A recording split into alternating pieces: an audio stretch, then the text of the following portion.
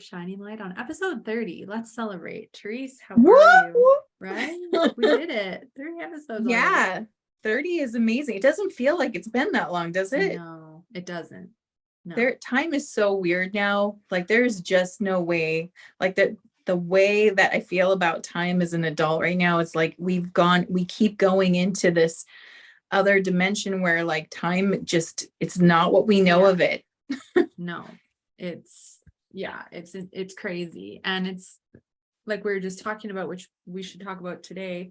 You're just saying to me before we came on that you feel like we've jumped a timeline. So we're going to continue to talk about phase 2 today, but like this ties into that, but it feels like we jumped another timeline. Yeah, there's just, okay, so we're in eclipse season. We're in the middle right now of some pretty intense eclipses. In fact, this apparently will be the last eclipse in Taurus for like a few decades. So we're actually, it's not, so eclipses are about something has to leave, something new is coming in, and this old thing, it has to go. It's leaving now. So make your peace with it, look at it and let it go. And specifically with this lunar eclipse that's coming up on Saturday, October 28th in the United States. So adjust for your time zone. But on that day, we're having the lunar eclipse. So we had the new moon solar eclipse. That was the start. And now we're going to have the lunar eclipse. And I think, I'm not sure, but it might be a blood moon too, which just kind of intensifies the energy of it. So when we're looking at this lunar eclipse in the sign of Taurus, what we're changing is things to do with relationships and our values. We're creating a huge change. And even more importantly, this is the final chapter. This is the chapter where the book ends. So a book is ending and a new book begins with this lunar eclipse. So just having that, and then there's this overwhelming feeling that we've shifted timelines again. In fact, I think the Schumann resonance recently blacked out. Yes, it did.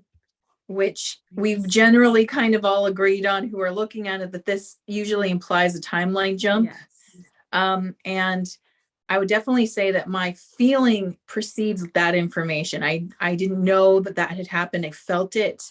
And then we were also talking about Mandela effects. And if you are unfamiliar with the term Mandela effect, if you Google that, or I mean, if you actually go on YouTube and just search for videos about it, you will go down a rabbit hole of like, do you remember when things used to be this and now they're this? Yeah. And that is usually a sign that we've somehow made a dimensional shift. And again, you got to open your mind to understand dimensional shifts. There are so many versions of Earth and they're all incrementally different. So it's like, and we shift timelines all the time. We do little jumps all the time where things, we're doing it through mostly our emotional attunement. So when we're tuning emotionally, we're tuning our frequency, and wherever our frequency lands, that's the channel that we're landing on. So it's like, imagine the universe is a radio, and all the different Earths are radio stations. And based on how you're tuning in emotionally, you're tuning into a certain station. But then we also do this sort of group jump where we've all jumped from one station to another. And that's where the Mandela effect kicks in, because then we get these weird discrepancies. And one of the most recent ones, Amber, do you remember what it is? I do. So it is the Christmas carol, I'll Be Home for Christmas. By Sinatra singing it, right? Or is it just It's all of them, because I listened to one by Bing Crosby and it was the exact same. And so I'll Be Home for Christmas, You Can Count on Me. It was You Can Count on Me. That's the original. Plan on Me. And I checked right after I heard it saw it on an Instagram post, and it was totally plan instead of count. So it's now so You Can Plan on Me. Weird, because most of us have these Christmas carols for the most part kind of in our psyche. They're just, we've heard them so many times throughout our entire life that even if you don't celebrate Christmas, you probably know some Christmas carols. And everybody's like, if you say, I'll be home for Christmas, you can blank on me, everyone would say count. Yeah. Now in perpetuity, it's changed to plan, which is it's so weird because it feels like,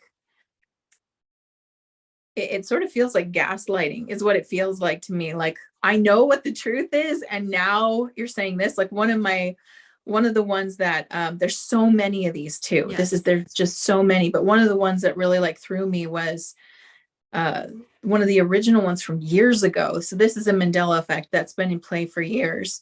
And there are even people who remember it the new way, who insist that it's always been that way. So it's almost like we merge with other versions of other timelines, and some people really hear it this new way, and some people remember the old. Anyway, it's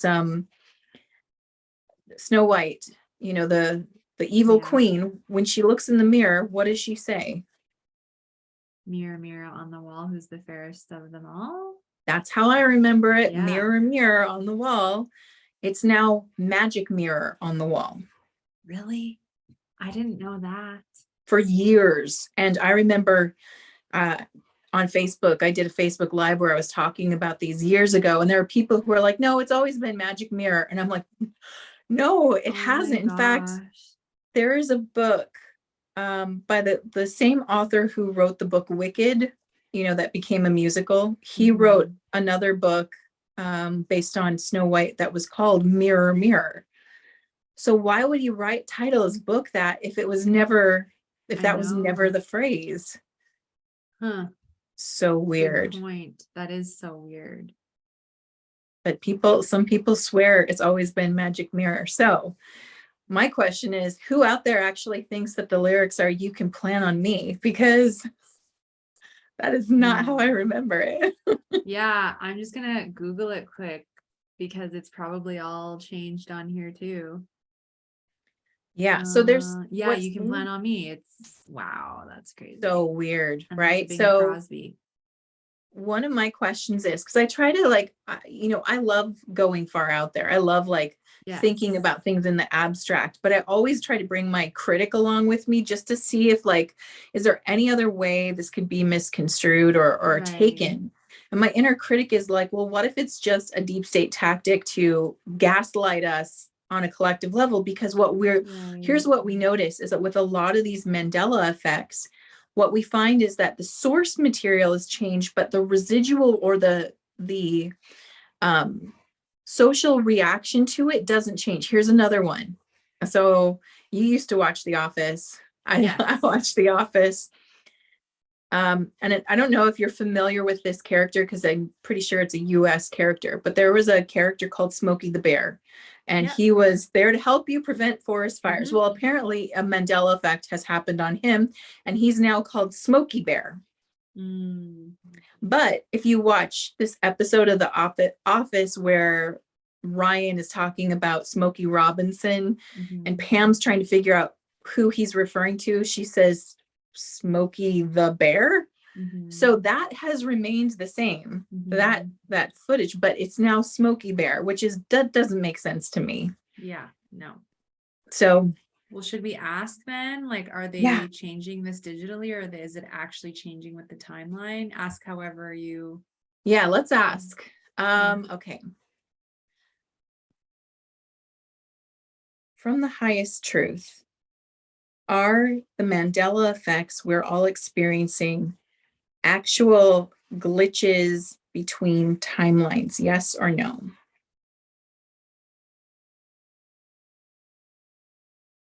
It's an actual glitch. That, according to the pendulum, it's an actual glitch. Let me just double check by asking a second question. Okay, thank you. All right, from the highest truth, is the deep state, negative timeline, cabal, blah, blah, blah. Are they also manipulating digital data to make it look like we're changing timelines? Yes or no? No.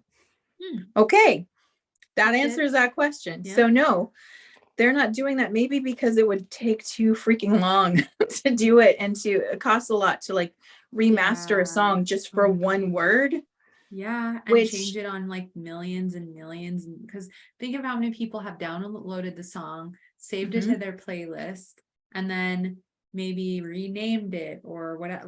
And there's YouTube, there's video, there's audio, there's Spotify, there's it's. So what I'd love Yeah, I was going to say what I would love it is if someone still has like a Christmas CD, like an actual disc, not Yeah. something digital. Right. And if you go to play it, does the word change, or do you have a relic from another timeline? Someone do that and comment below. I know, I feel like I right? might have a CD somewhere, but I don't have anything to play it on. Maybe we have a DVD player, but that's, yeah.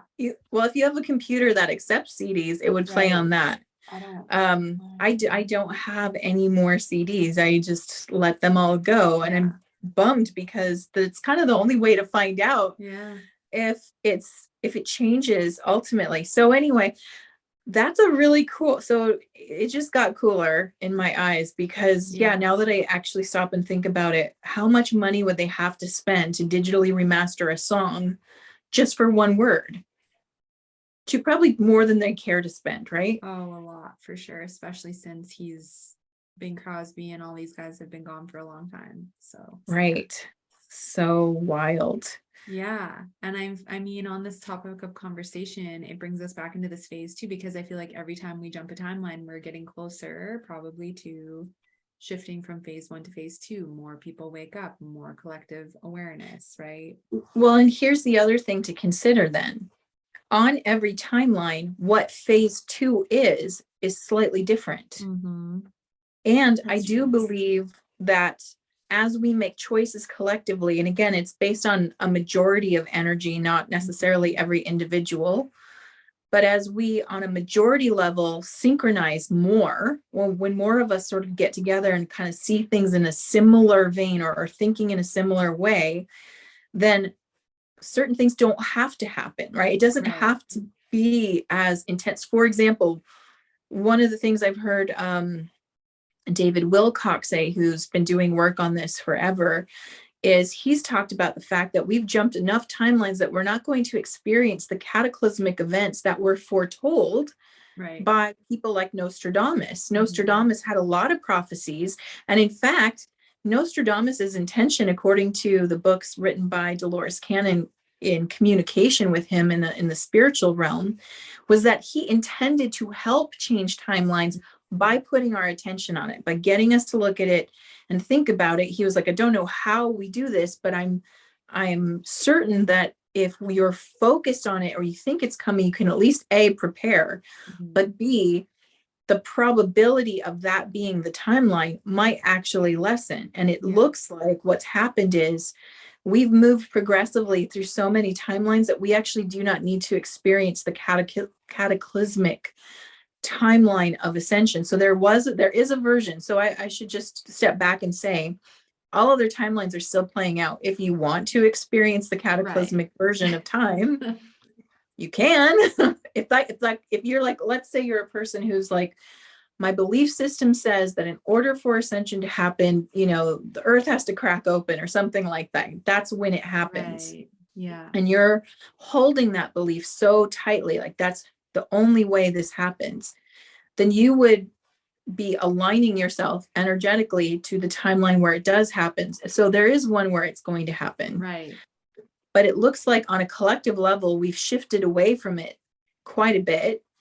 And we are still, it feels like, let me just double check with the pendulum, but it still feels like we're heading towards a second type of lockdown that is for protection. It's for real protection this time. It's not the fake protection, but rather like physically protecting you from being in harm's way. So let me just check on that real quick.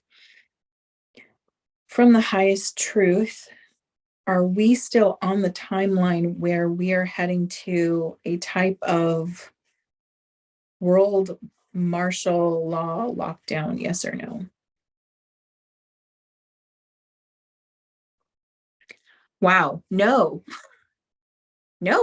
we're not on that one. So it makes me wonder, like, as soon as I said world, that's not right. So I think that the term world isn't quite accurate. I don't think it's everybody. I think because what my team's saying in right now, like they said, look at the coups that are happening. So there are some places right now where there's a coup going on. Like, for example, different African states, there are coups where they're overthrowing the government and replacing it with, a real government, not a mob controlled structure like they had Right. before. These are places that probably won't have to do it. So, okay, let me just But ask. how are people, but if they don't find out about all the bad things that have been happening, how are we all going to be able to move forward together as a collective if certain Oh no, they countries don't do. have an EBS and arrests and I think they do. I do think they do. Like what I'm getting shown is that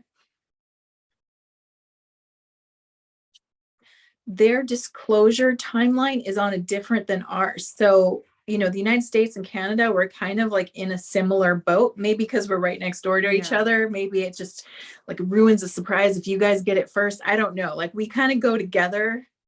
And there's Mhm. major countries too. We're looking at like UK as well. We're looking at Yeah. Australia. We're looking at, you know, probably France, New Zealand, countries like Europe. this. I think we're going to go together. Mhm. But there are places like, for example, how much information are you getting from West Africa right now? Yeah. It's like when Myanmar happened. It wasn't You- on But the even with news. Myanmar, like, do we know the details? Did we get to go in? Like, did anyone give us details? No. No. So, and even like, let's look at a bigger country like Russia. Stuff has changed over there quite a bit, Mhm. but we're not getting that information. It's blocked from us. So Yeah. what they know, because they're talking about the deep state over there. They're talking Yeah. about all the stuff that for us over here, it's only conspiracy, right? So they're already in a disclosure situation where we're not. And I'm getting that what they're saying is with these coups that are happening, where there's a cleanup already in place, that's part of the process. Like they're already going through it right now, but they're so far removed from us, at least in terms of communication. We're just not getting the full, we don't know step by step Mhm. what's happening there. We just get kind of the general picture. Right. They're already getting it. So let me just ask if this lockdown is really more for major countries. Okay. All right, team. From the highest truth, will major countries like the United States, Canada, UK, Australia, and so on be going through a phase 2 martial law lockdown? Yes or no?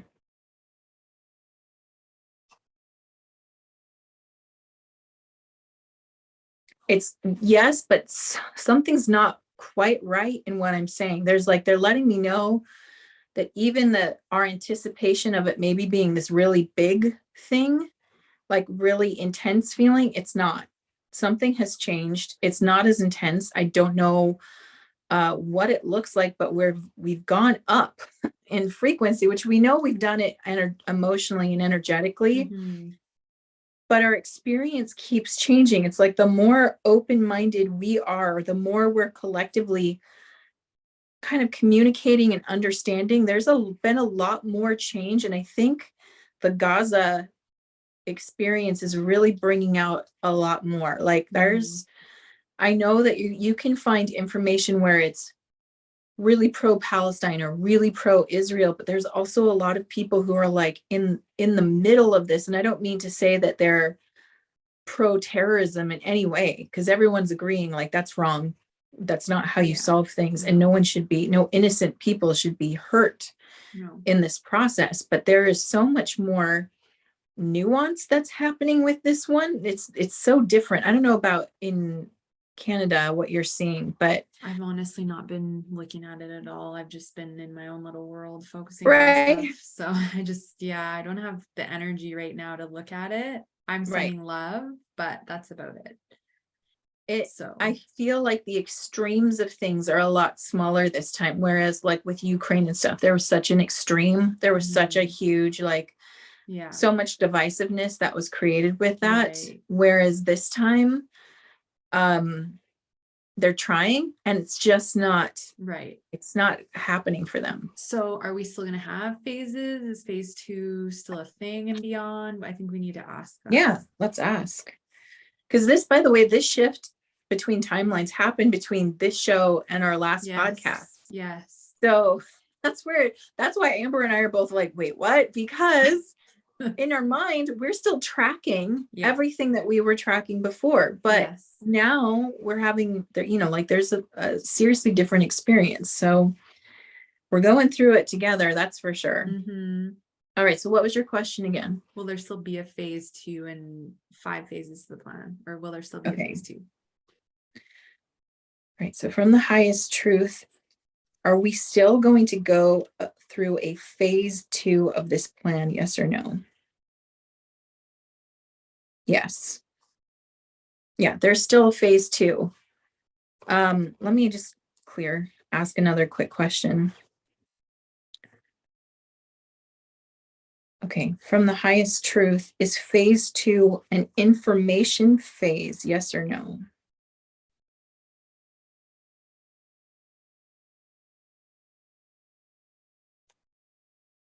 So I'm getting a yes, maybe, yes, maybe, yes. So it's yes, there's a lot of information that's coming out. Mm-hmm. And then what I was trying to ask is versus experience, like, do we have to go through something? Like the pandemic was an experience phase, whereas I'm asking if phase 2 is more of an information phase. So there's a little of that. So clear.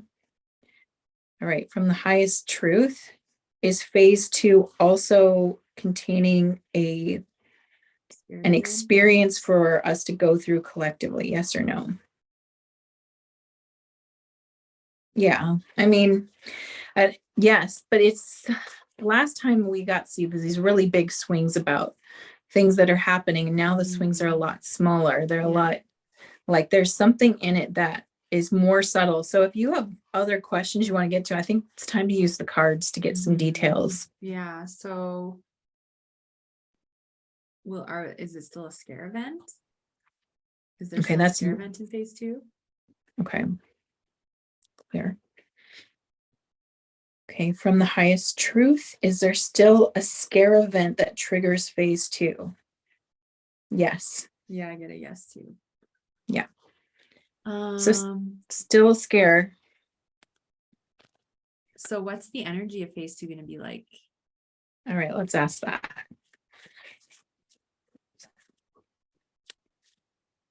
I'm shocked. Right? It's kind of like what?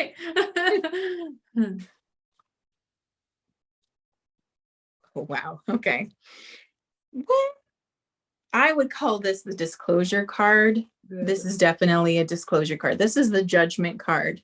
It's the second to the last card in the major arcana. It's like right before you hit the world. And traditionally in the card, what you see are bodies rising up from the grave. And what that doesn't mean is zombies. Like some people look at, they're like zombies, no. Archangel Gabriel's is there. She's blowing the trumpet of truth. Truth resonates at 432 hertz. So 432 hertz, it's a resonating frequency. And what happens is we rise out of the darkness, which is what the coffin represents. It represents being cut off from the light, right? And so it's like, it shows like a resurrection type of energy. Like you are rising up out of a dark age and into the light of the truth, right? So what I'm getting is the energy is a disclosure energy. You're definitely going to know what you need to know. As far as how far they take us, I don't know that they give it all to us because you've got to do it so gently. Yeah. But at least though it'll be a relief for us. It'll be like, finally, everybody knows certain things. Everyone knows. Relief. I think on the most basic level, the things that we'll know is like there really was a group of thugs who were in control. They had, infiltrated many governments. They are like a mafia is the best way to think about it, right? It's like they ran things.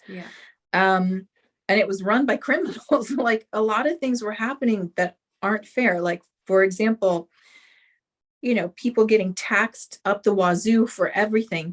That's not right. It's very much, the movie Robin Hood, where it's like they're just squeezing everything out of you and taking it. That story is really resonant for now because we're in a state right now where the white hats, who I do believe have majority of control over what's going on. And that's why it's a controlled destruction and not an explosive or implosive destruction. It's very controlled, and it allows you to function while it's happening. So I do believe they're like Robin Hood, right? They're the ones who are taking it all back to give it back to the people. It's the idea of Robin Hood is that he's not taking it to become the one in power, but rather to empower the people. But we're going to be very clear that that's been happening. Now, to what degree it was happening or just how bad it was is something that they have to parcel out slowly. Because first you got to think about it as if you got to go back to when you were asleep, because we were all asleep at some point. We all thought the world operated a certain way. And it was a very pleasant feeling, right? Because there was just like, the problems weren't as big and scary as they actually are.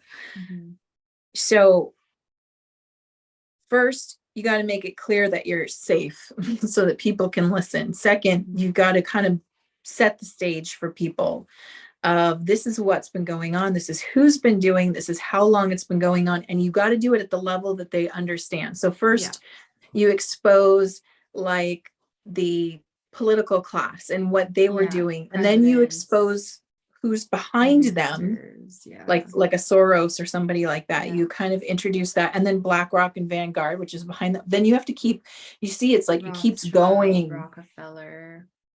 It keeps going so far back, and who's behind them? See, that's the thing where it gets really murky that we don't even have the names of the real 13 bloodlines.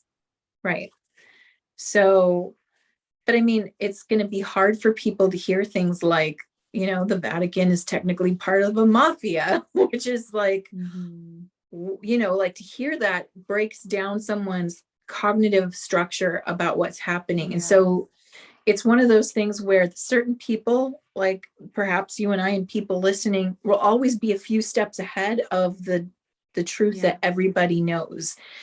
And I think for our part, we're going to have to be okay with that you don't dump all of this on someone all at once, because it could cause a breakdown. It could cause like stress that's not necessary.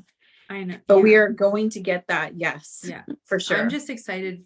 It doesn't matter to me how little or just like for the collective to all know and for it to be in everyone's face. No one can put their head in the sand anymore. Yeah, they can still choose to not believe it, but now everybody knows.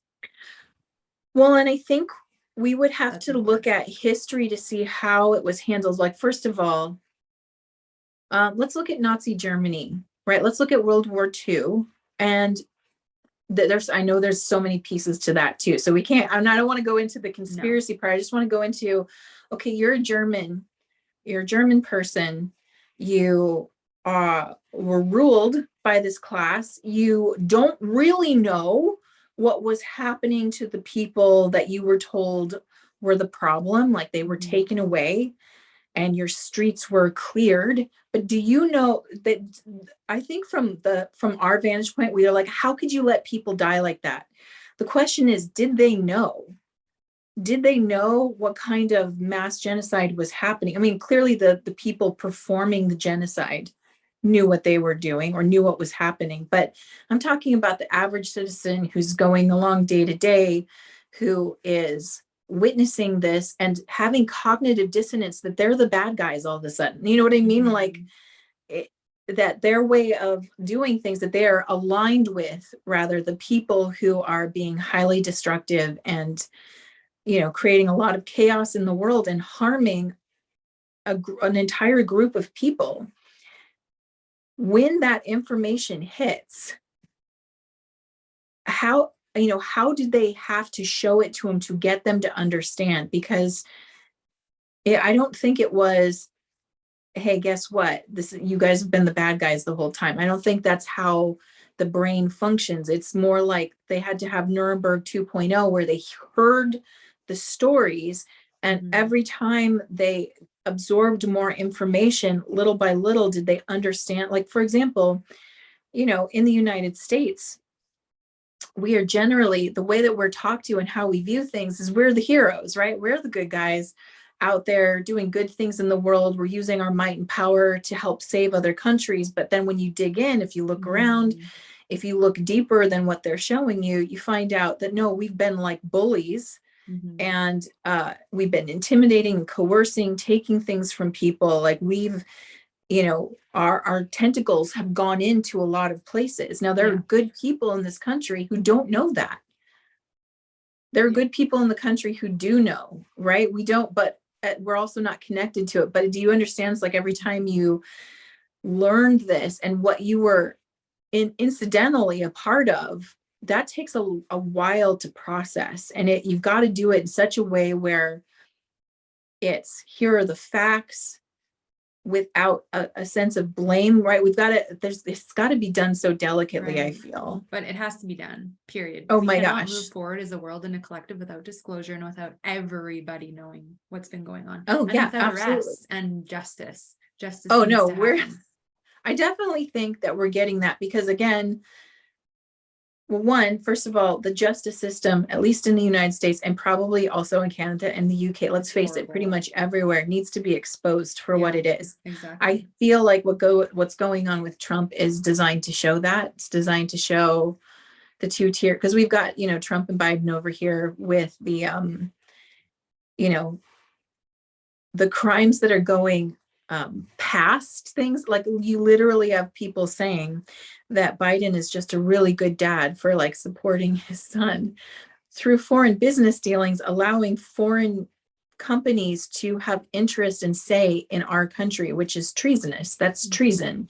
But you've got certain media entities spinning it like that's just being a good dad, like being supportive. And it's like, that's happening on one level. On another level, you've got Trump being indicted for like sneezing. You know what I mean? Like it's ridiculous. Yeah.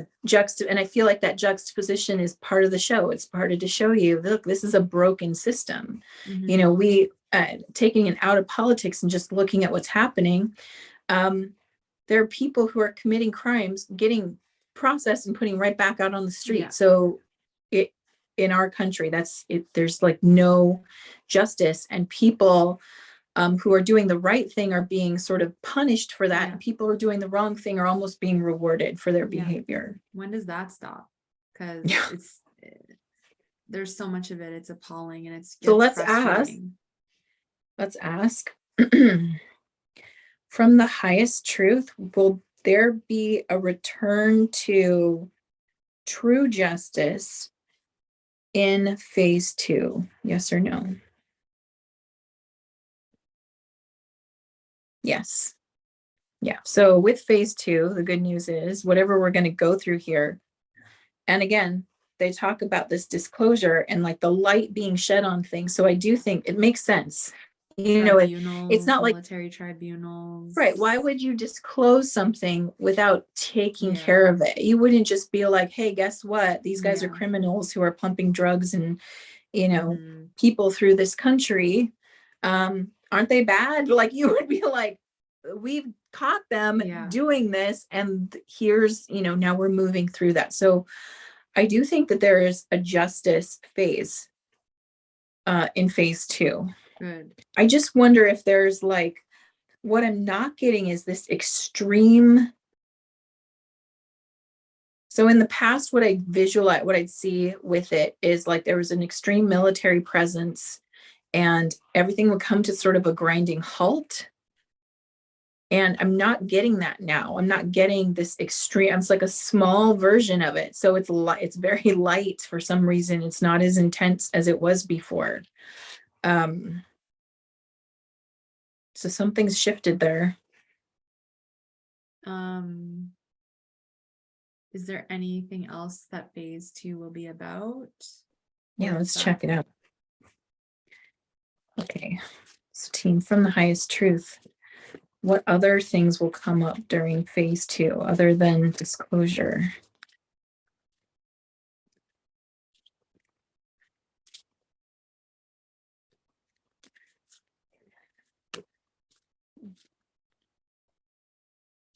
Okay. Yeah.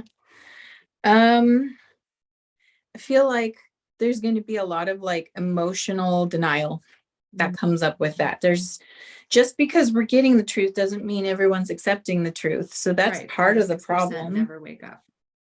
There's that 4 to 6%, but I also think like the initial waking up is sort of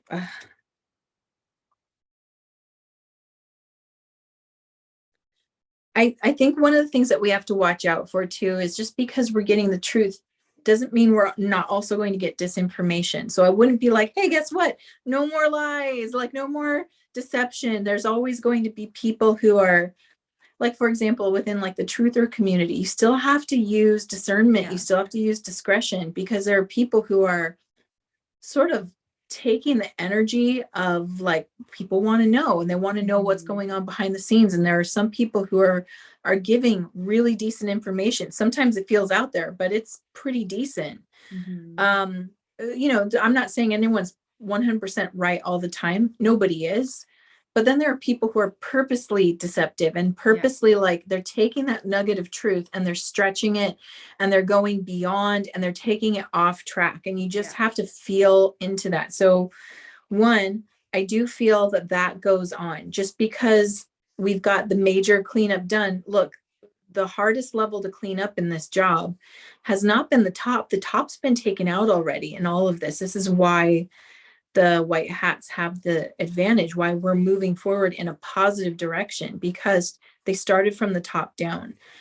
What you're left with is the minions, and the minions, you know, they have the minions that are sort of organized like militia groups and things like that. That's a minion level, right? But beneath of that are just like the random chaotic people who will take an opportunity to create chaos just because they can, just because they have a desire to, you know, either they think they're being funny or they just really want to throw things off. And it's hard to clean all of that up. It's like, I don't know what they're showing me. They're showing me this confetti that's been sprayed everywhere, right? And you vacuum up most of it. There's always like one little piece you find a week later that's still floating around, you know, it's most of it's cleaned up, but then you get these little things left behind. So we're dealing with two things. One, there will be some actors in there who are still going to mess around, still going to tweak the information and make it wrong. So you still have to use your discernment too. They'll be smaller though. Again, I want to emphasize, you'll probably be able to pick it out. But if there's an EBS, then how can they put misinformation to that if that's being put on all the phones, computers, televisions? Like, to me, there's no way that can be skewed with the technology and the... No, I still think they can. And I mean, again, it's like people willing to believe them. Like maybe someone saying, trying to go around saying, like, let's say we're seeing trials, like let's say they show us some of the tribunals, because they're military tribunals, they generally can't, but let's say they can show us something. Then you'll get people going around saying that's a fake video, it's a deep fake, you know, like they're like, do you see what I mean? Like really small people, won't not the media be big shut people. down though? I'm talking like people like you and me, like everyday people with channels. Right. See what I mean? Sense. Like, yeah, that's what I'm saying. Okay. Super small. It's like I said, it's like a little flake of confetti left out. Right. But so but this is the thing though, the EBS and the majority of the people will now know, and then they get to decide if they believe it or not, or if they still get led astray by these pieces of confetti. Right. So there's these random people who will continue to throw out misinformation and see who takes the bait. That's number one. Number two, the other thing that we're dealing with is the cognitive dissonance of this just happened and I can't accept it. I can't accept that that everything that I was living and thought I was living, the side that I agreed with, who I thought were doing the right thing, are actually doing the wrong thing. You just took my world and shifted it upside down. And so what we have is, instead of the relief of like, now everybody knows, you're going to have some people in pushback and denial. And this is not even the 4 to 6%. Those people will be dead. They will just, when I mean dead is, I mean like dead denial. They'll just be like, nope, never happened. I will never believe you. This is bullshit. This is the hostile takeover. You know, they'll be in that mindset. forever. What I'm talking about is the people who were blindsided by all this, didn't see it coming, didn't have anyone telling them, wasn't listening, didn't have an inkling about it. And this happens, and they're learning all at once that there's this really malicious plan, and that they were the victim, they were the target, that we were all the target, and that this life that they thought they were living is now feeling like a lie. And they fervently believed the news and didn't believe that they were being misled. And then it turns out, then they see the news anchors they like actually being indicted or something, Right. like, you know what I mean? And they're like, they're looking at their life going, I don't know. I can't accept what I'm looking at. This is, they're in a state of like probably wanting to shut it all off and walk away, which Right. is fine. Deal with it how you need to deal with it. But I see that happening. It's not going to be one of those things where for some people, you're going to be able to have phone calls with people that you've not been able to talk to about it. They're going to be like, holy crap, you were right. Like, Yeah. I didn't want to believe it, but it's true. That'll happen too. But we're looking at kind of a chunk of people, and it might be a younger group of people. That's what I'm getting with this is going to be like the 20 somethings really, who are just like, so brainwashed.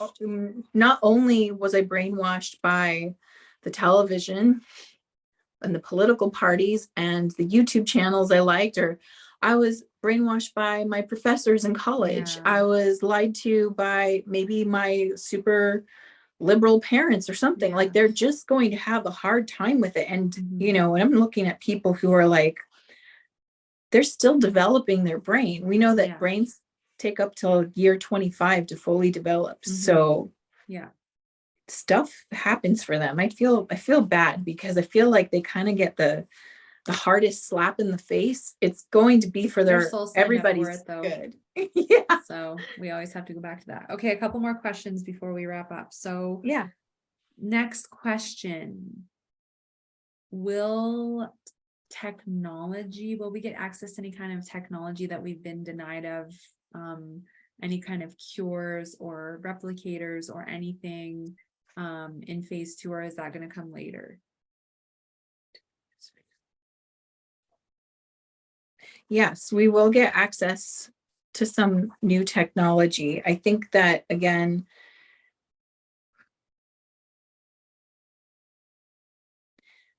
things have to roll out. Like, I think we're going to move at a nice pace. I don't see this taking a long time. Hopefully it doesn't take as long as phase 1, because phase 1 is taking forever.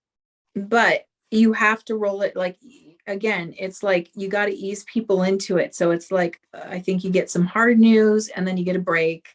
You get some good news and then here's some more hard news, but here's some good news. Like, for example, I think that some of the first things that come out are the suppressed medicines and what they were really used for. Like, we're going to find out that we have cures for cancer already. We've got cures for AIDS already. I think we're going to get that. I think we'll probably have,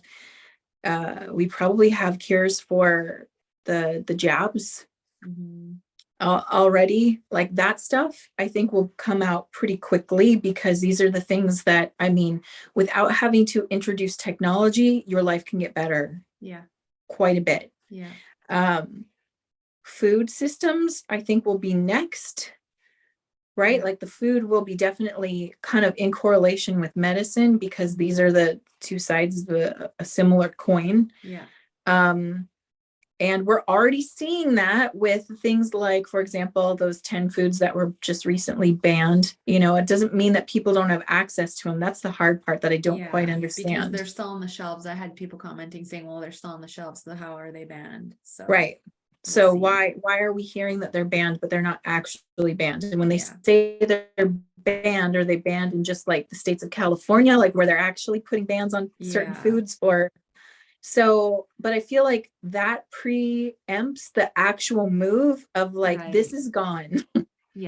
And I don't think it really disrupts people's lives too much, because, for example, like, there are brands who have to make a different formulation just to be able to sell in Europe than in the United States, right? So I think that it's just like everybody moves on to this higher standard for food. And that comes in soon too. Yeah, and a lot of these companies I think will be going out of business because I crimes hope against so. humanity, crimes against Yeah. humanity, no tolerance. So how, like, I know we don't know time frame, but can we get like a guesstimate how long we'll be in phase 2? Because phase 1 is taking forever. It's dragging out. People are tired. People are over it. Will phase 2 take as long, or will it be less time? Give us a time for phase 2. Can you give me any time elements? All right, so I'm looking for numbers or certain cards. And again, Spirit is notorious for not being able to give us time because it's all happening technically all at once for them. But let's see what they give us. Okay.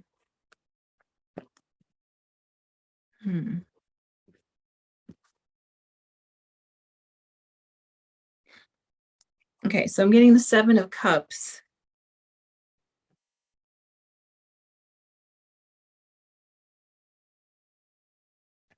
All right, so from the highest truth, will phase 2 last only 7 months, yes or no?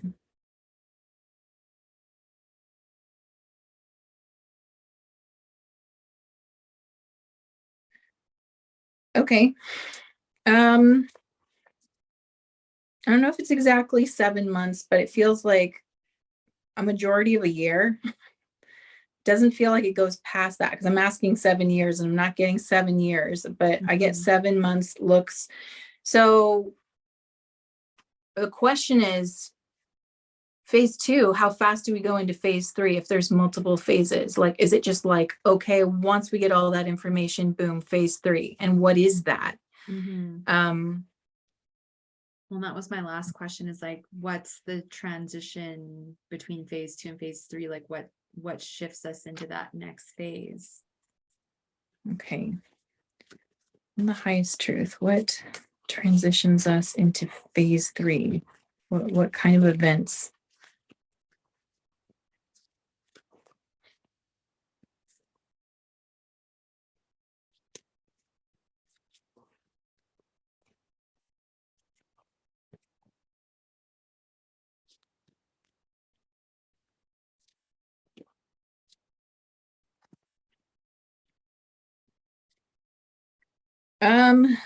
Okay, it looks like there's some, it's going to be something happening with like the thinking, how we're thinking, possibly how science is moving. Solar flash?